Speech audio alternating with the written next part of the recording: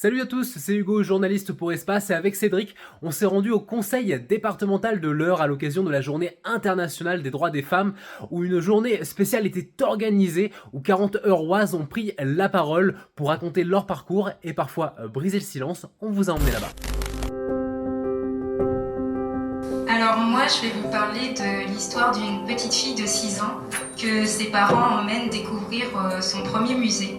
Nous sommes ici au conseil départemental de l'Eure pour cette journée autour des femmes, des témoignages. Martine Saint-Laurent, c'est vous un peu l'investigatrice de tout cela. Est-ce que l'on peut parler un peu de ce principe et de cet objet, de cette journée, de cet objectif qui est important pour vous? L'objectif, c'était vraiment de permettre à des femmes, à toutes les femmes euroises, de pouvoir témoigner aujourd'hui sur une expérience de vie qui soit inspirante pour les autres euroises. Quels sont vos premiers ressentis?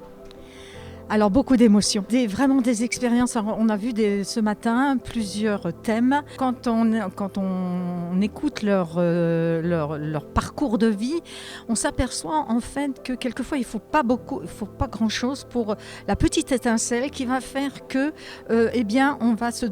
ça va nous donner confiance et on va pouvoir réaliser ses rêves. Et ça a bien été dit dans les témoignages de ce matin. Il faut croire en ses rêves et ne pas écouter les autres. Il faut vraiment avoir confiance en soi, et je pense que ça, c'est quelque chose qui a pu transparaître au niveau des différentes interviews qu'on a eues ce matin. Toujours ici au conseil départemental de l'Eure pour cette journée liée aux femmes, où on a de très très jolis témoignages. On a pu en découvrir un à l'instant. Vous allez parler aux alentours de midi.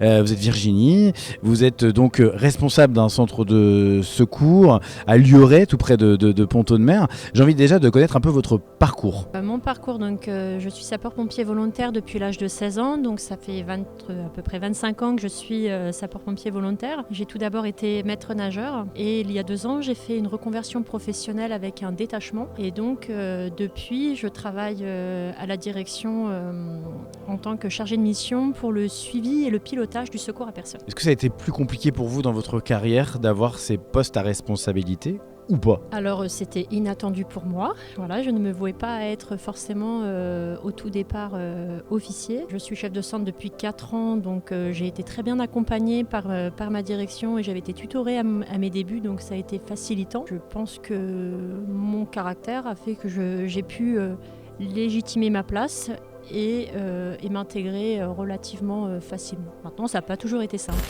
Dernière petite question, mais pour faire un parallèle, vous êtes une femme élue au conseil départemental de l'Eure, dans votre ville aussi. Est-ce que c'est plus compliqué pour une femme d'être élue?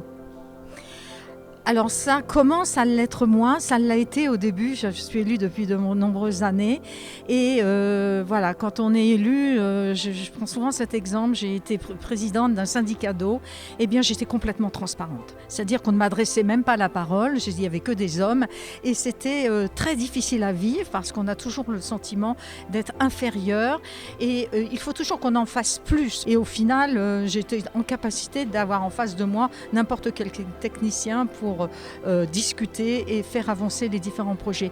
Mais quand on est élu, effectivement, élu femme, bien sûr, aujourd'hui, on voit bien qu'il y en a de plus en plus, ce qui prouve bien qu'on a notre place et on a d'autres sensibilités que les hommes, mais elles sont complémentaires.